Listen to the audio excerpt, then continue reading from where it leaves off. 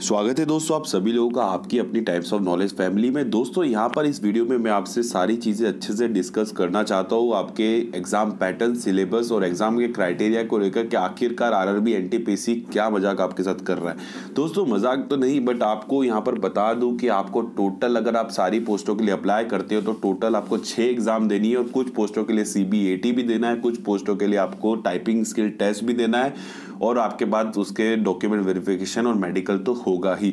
तो मैं सारी चीज़ें आपसे अच्छे से यहाँ पे डिस्कस करना चाहता हूँ, तो आप पोस्ट ऑफ प्रेफरेंस भरने से पहले ये सब चीज़ें अच्छे से सुन लीजिए कि आखिरकार आपको कैसे ये पेपर देने हैं और क्या पैटर्न इन्होंने यहाँ पर फॉलो करवा रखा है आपको। तो यहाँ पर सबसे पहले मैं CBT 1 की बात करूँगा, फिर CBT 2 की बात करूँगा, उसके बाद आपके CBAT और टाइपिंग स्किल टेस्ट के ऊपर। देखिए दोस्तों, CBAT और टाइपिंग स्किल टेस्ट के ऊपर मैं वीडियो ऑलरेडी बना चुका हूँ अच्छे से डिटेल में, किस तरह से होते हैं वो डिस्क्रिप्शन में आपको मिल जाएगी लिंक, आप उन वीडियो को भी देख लीजिएगा। यहाँ पर CBT 1 की मैं बात करूँ तो बेसिक सी चीज़ें पहले आपसे डिस्कस कर लेता हूँ कि CBT 1 में क्या हो रहा है। पर उससे पहले मैं एक चीज़ आपको बता दूं कि आपको जो सिलेबस है वो सेम है ओवरऑल CBT 1 के लिए भी और CBT 2 के लिए भी। अगर आप सारी पोस्टों के लिए अप्लाई कर रहे हैं तो टोटल 13 पोस्टें हैं। अगर आपने सभी पोस्ट के लिए अप्लाई कर दिया, आप ग्रेजुएशन वाले, तो आप अंडर ग्रेजुएट वाली भी अप्लाई कर सकते हो और ग्रेजुएट वाली भी। सभी पोस्ट के लिए आपने अगर अप्लाई कर दिया तो आपको मालूम होना चाहिए कि टोटल आपको 6 पेपर देने हैं। 6 पेपर देने हैं और 6 पेपर का सिलेबस एक जैसा रहेगा। एक ही चीज आपको बार बार पढ़नी है, बार बार रिवाइज करनी है, वही चीज पेपर में देनी है, बट लेवल थोड़ा थोड़ा डिफरेंट होता जाएगा। ये चीज आपकी है। वो 6 पेपर क्यों देने हैं वो मैं आपको सब डिस्कस करूंगा। अलग अलग पोस्टों के लिए अलग अलग CBT 2 होने वाला है। तो पहले CBT 1 बात करता हूं, जो कि सारी पोस्टों के लिए कॉमन है, चाहे अंडर ग्रेजुएट हो या ग्रेजुएट। यहाँ पर CBT 1 का जो इन्होंने कंडीशन दे रखी है वो आप लोग देख लीजिए। CBT 1 में 90 मिनट का होने वाला है, 100 टोटल क्वेश्चन होने वाले हैं, यानी 90 मिनट में आपको 100 क्वेश्चन करने हैं और 1/3 नेगेटिव मार्किंग भी है। नॉर्मलाइजेशन भी यहाँ पर होगा, कोई दिक्कत नहीं है। मेन चीज़ है जनरल अवेयरनेस, यहाँ पर 40 मार्क्स का दे रखा है। 30 मार्क्स का मैथमेटिक्स एंड 30 मार्क्स का रीजनिंग। अब आप इतने आरआरबी के एग्जाम अभी ऑलरेडी दे रख चुके होंगे तो आपको इनमें तकलीफ नहीं आएगी। जनरल अवेयरनेस यहाँ पर कुछ ज़्यादा ही पूछ रहा है तो आपको काफ़ी मेहनत इस पर ज़रूर करनी होगी और कितना वास्ट सिलेबस होता है आप लोग ही जानते हो।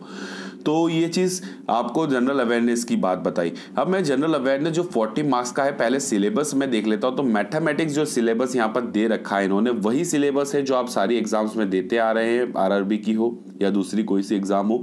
जनरल इंटेलिजेंस, रीजनिंग भी वही सब चीज़ें हैं, कोई चेंज नहीं है यहाँ पर और आपको वही सब पढ़ना है और वही सब पूछा जाएगा। ये CBT 2 में भी सेम ही है सिलेबस। जनरल अवेयरनेस यहाँ पे देखिएगा, यहाँ पर देखने वाली बात यही और यही मुद्दा है। अब जनरल अवेयरनेस यहाँ पर आप देखेंगे तो आपको सारी चीज़ें मिलेगी यहाँ पर, current events, national international importance, आपको अपॉइंटमेंट्स, समिट्स एक्सेट्रा एक्सेट्रा।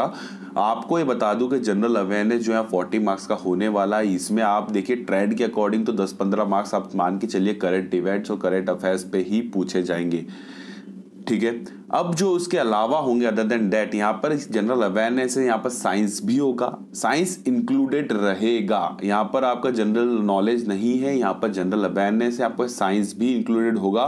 तो आपको यहाँ पर साइंस भी पढ़ना है। आपको दिख रहा होगा तो यहाँ बता दूं general science and life science यहाँ पर दे रखा है अप टू 10th CBSE, यानी आपको जनरल साइंस भी यहाँ इंक्लूडेड है। इसलिए ये मुद्दा है कि इसमें ज़्यादा क्वेश्चन पूछे जा रहे हैं, अलग से जनरल साइंस नहीं दिया है। अब इसमें एक चीज़ और, एक और चीज़ है, आप अगर गौर करेंगे तो आप सोचेंगे कि आपको जीके इतना सारा कैसे पढ़ेंगे। आपको यहाँ पर कंप्यूटर का भी दे रखा है, computer basics of computer and computer applications. ये चीज़ भी आप गौर करेंगे तो आपको यहाँ पर दिखेगा। इसके अलावा मॉन्यूमेंट्स, गेम्स, स्पोर्ट्स और एप्लीकेशन, साइंटिफिक जितने भी नए इन्वेंशंस एंड ऑल जो सारी चीज़ें होने वाली सभी पूछे जाएंगे। मैंने क्या मुद्दा बताया, करंट इवेंट्स, करंट अफेयर्स, ये जनरल साइंस जो कि आप दूसरी एग्जाम्स के लिए भी पढ़ते हैं। अगर आप SSC दे रहे हैं और आरआरबी दे रहे हैं तो पढ़ना ही पड़ता है। और तीसरी चीज़ कंप्यूटर। अब 40 मार्क्स में ये 3 चीज़ें जो मेजर इन्होंने दे रखी है तो ये 3 आप पढ़ लेंगे। उसके अलावा जनरल अवेयरनेस का जो जीके पोर्शन बचता है उसका बेसिक्स आपको आता है तो ठीक, उसमें क्योंकि कितना पढ़ेंगे आपको भी नहीं पता है। तो उसके अलावा ये 3 मैं पॉइंट जो बता रहा हूँ आपको, ये 3 पॉइंट पे आपको मेन मोटिव रखना है कि ये 3 मुझे कवर करने हैं, क्योंकि 40 मार्क्स में से अच्छा स्कोर करना तो ये चीज़ होगी। यही चीज़ आपको स्कोर करा सकती है। But other than that mathematics और रीजनिंग तो आपका साइड बाय साइड है, आपको पता है वही सिलेबस है और वही चीज़ पूछी जा रही है हर एग्जाम में और वही सिर्फ इसमें भी पूछी जाएंगी। ये CBT 1 का किस्सा था जो कि आप 20 पर times of the number of vacancy CBT 2 में जाएंगे लोग, और ये कॉमन होगा सभी लोगों के लिए। इसका कट ऑफ, इसका मेरिट में कोई हिस्सा नहीं है, इसमें मेरिट बेसिस नहीं है, सिर्फ आपको क्वालिफाई करना है। मेरिट इसमें कुछ भी नहीं आएगी, ना ही मेरिट में काउंट होंगे इसके मार्क्स। तो नॉर्मलाइज्ड होके मार्क्स आएंगे, उसके बाद मेरिट कट ऑफ के बेसिस पर आप CBT 2 में जाएंगे। 20 times the number of vacancy on that RRB, जिस भी RRB में आप हो। अब देखिए यहाँ पर आपको दिखा दो सेकंड CBT की मैं बात करता हूँ। तो सेकंड CBT जो होने वाला है, ये टोटल 6 एग्जाम्स होंगी अगर आप सारी पोस्ट के लिए अप्लाई करते हो तो वो चीज़ हम डिस्कस करेंगे। अब इसमें जो CBT 2 में ये मेरिट पे इसका इंपॉर्टेंस है, यानी मेरिट इसी के बेसिस पर बनेगी, ये क्वालिफाइंग नहीं है, मेरिट इसके बेसिस पर बनेगी। और ये 8 times the number of candidate जो वैकेंसी है, आप CBAT के लिए जाओगे, कुछ पोस्ट है यानी कि स्टेशन मास्टर और ट्रैफिक असिस्टेंट में आप हो तो CBAT के लिए जाओगे, और 8 टाइम्स जो आप स्किल टेस्ट जो टाइपिंग वाला होने वाला, जिन पोस्टों में टाइपिंग टेस्ट चाहिए, टाइपिंग स्किल चाहिए, उसमें आपको स्किल टेस्ट के लिए भी 8 टाइम्स जाओगे आप, अगर आपने अप्लाई कर रखा है उसके लिए, तो प्रेफरेंस दे रखा है तो। अब ये चीज थी, ये बेसिक सी चीजें बताई, इसमें भी नॉर्मलाइजेशन होंगे और मेरिट में इंपॉर्टेंस रखता है। अब एक चीज और, CBAT का और टाइपिंग स्किल टेस्ट का जो वीडियो है मैं ऑलरेडी बना चुका हूं, आप डिस्क्रिप्शन में जाके देख लीजिएगा कैसे होते हैं ये दोनों चीजें, क्या आपको इसमें होता है, किस तरह पेपर आता है, किस तरह आपसे CBAT पूछा जाता है, कैसे क्वेश्चन आते हैं, सब चीजें उन वीडियो में मैं डिटेल में बता चुका हूं, आप वो जरूर देखिएगा। अब जो CBAT की बात करूं तो यहाँ का इसका वेटेज 30% रखता है आपका फाइनल मेरिट में, साथ में 70% CBT 2 के मार्क्स का वेटेज रखता है। तो जो पोस्ट CBAT के लिए है वो पोस्टों में CBAT का इंपॉर्टेंस है, क्योंकि 30% वेटेज है वहां का फाइनल मेरिट में, वो क्वालिफाइंग नहीं है। अब दूसरी बात यह है कि आपका अगर टाइपिंग स्किल टेस्ट वाली के लिए अप्लाई करा है तो टाइपिंग स्किल टेस्ट सिर्फ क्वालिफाइंग, आपको सिर्फ क्वालिफाइंग करना है और CBT 2 की मेरिट बनेगी। और आप अगर मेरिट बन भी गई और आप क्वालिफाई नहीं कर पाए टाइपिंग स्किल टेस्ट, तो आपको कोई मतलब नहीं रह जाएगा CBT 2 की मेरिट में आने का। अब वहां पर आपका सिर्फ क्वालिफाइंग नेचर का है टाइपिंग टेस्ट, वहां कोई भी वेटेज फाइनल मेरिट में नहीं रखता है। अब इसके अलावा जो पोस्टें हैं जिनमें कुछ भी नहीं चाहिए, सिर्फ DV और मेडिकल होने वाले हैं, तो उनमें सिर्फ CBT 2 के मेरिट के बेसिस पे आपको प्रेफरेंस ऑर्डर के अकॉर्डिंग पोस्टिंग होगी। अब देखिए यहाँ पर मेन चीज बता दो, DV और मेडिकल सभी में होंगे, चाहे CBAT और टाइपिंग स्किल टेस्ट वाले हों, सभी में लास्ट में DV और मेडिकल तो होना ही है। चलिए अब ये चीज हो गई बेसिक सी, मैंने बात बता दी, नॉर्मलाइजेशन इसमें भी होगा, 1/3 नेगेटिव मार्किंग इसमें भी होगी। अब मैं बताऊं कि 6 पेपर कैसे देने CBT 2 आपको 6, अगर आप सारी पोस्टों के लिए अप्लाई करते, तो मैं थोड़ा सा आपको ये दिखाना चाहता हूं टेबल। अब इस टेबल में आप जाएंगे तो आपको दिखेगा पहली जो 3 जो पोस्टें हैं, जो पहली 4 जो हैं लेवल 2 की CBC की पोस्टें हैं, उन लेवल में टाइपिंग स्किल टेस्ट भी मांगा गया है, किसी 3 ऊपर की 3 पोस्टों में ट्रेन क्लर्क में नहीं माना गया है, तो इसके लिए कॉमन CBT 2 होगा, यानी एक CBT 2 पेपर आपको ये देना है, अगर आपने प्रेफरेंस इसका भी दे रखा है तो, यानी आप इसके लिए भी अप्लाई कर रहे हो तो। फिर साथ में टाइपिंग स्किल टेस्ट तो देना ही है। अब यहाँ पर बात करूँ तो लेवल 3 की जो एक कमर्शियल क्रम टिकट क्लर्क, ये सिर्फ एक ही है लेवल 3 पर पोस्ट, और इसके लिए सेपरेट CBT होगा, इसमें स्किल टेस्ट नहीं है, इसके लिए अलग CBT, यानी 2 CBT। ट्रैफिक असिस्टेंट यहाँ अपनी के 4th लेवल की पोस्ट है, इसमें भी एक सेपरेट CBT और इसके साथ CBAT भी होगा, तो ये 3rd CBT, यानी 3 CBT पेपर हो गए आपके। ये लेवल 5 की इतनी 4 पोस्टें हैं, इसके लिए भी अलग से एक CBT होगा, और किसी में टाइपिंग स्किल भी मांगा है तो उनके लिए टाइपिंग भी होगी, तो यानी आपका 4था CBT पेपर ये हो गया।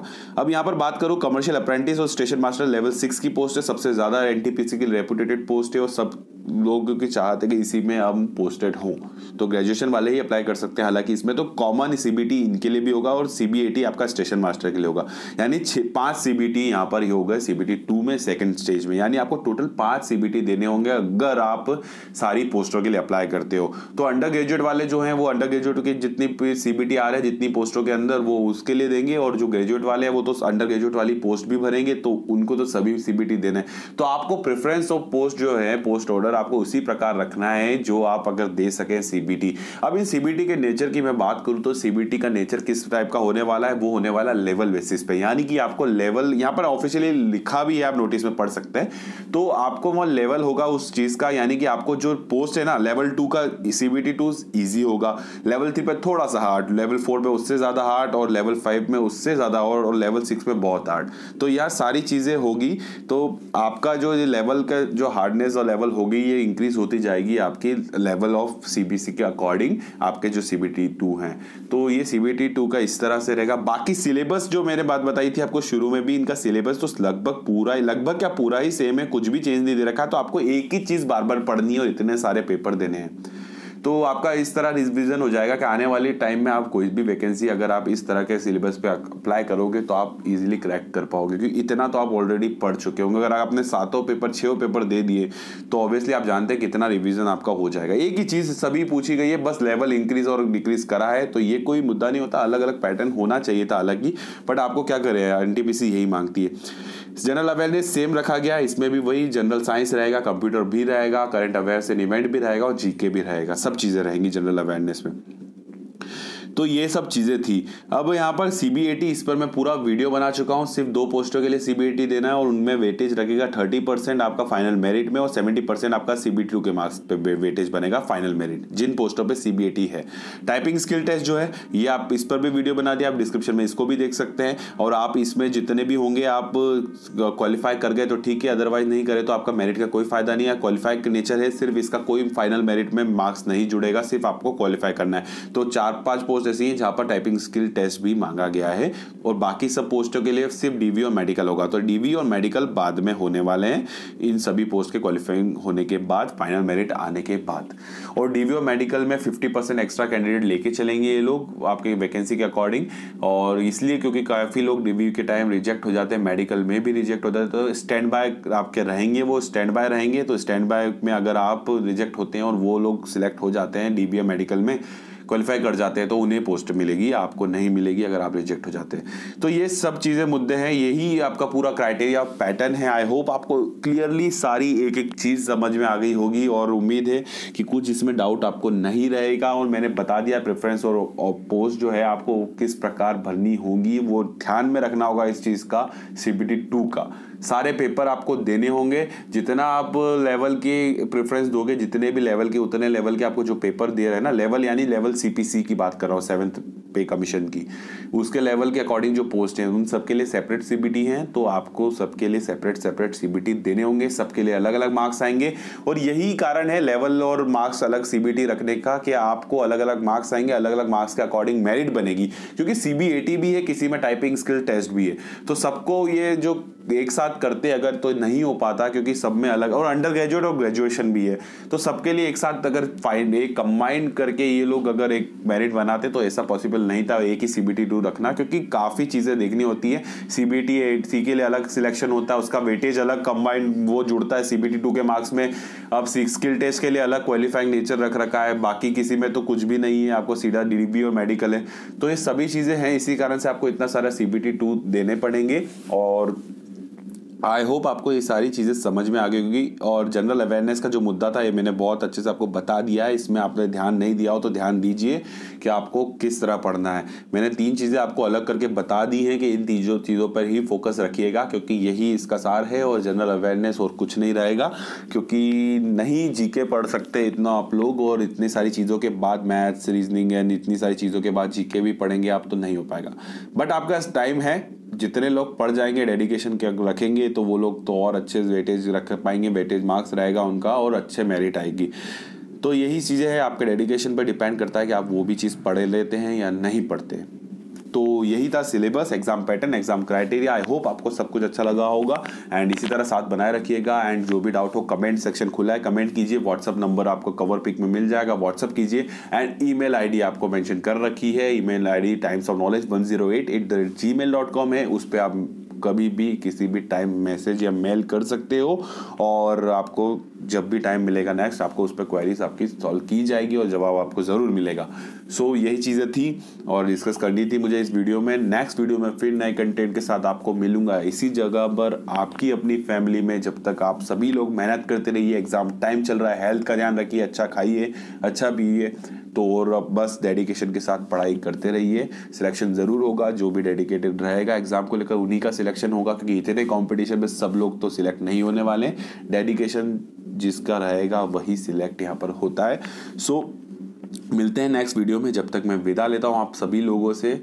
जय हिंद, वंदे मातरम।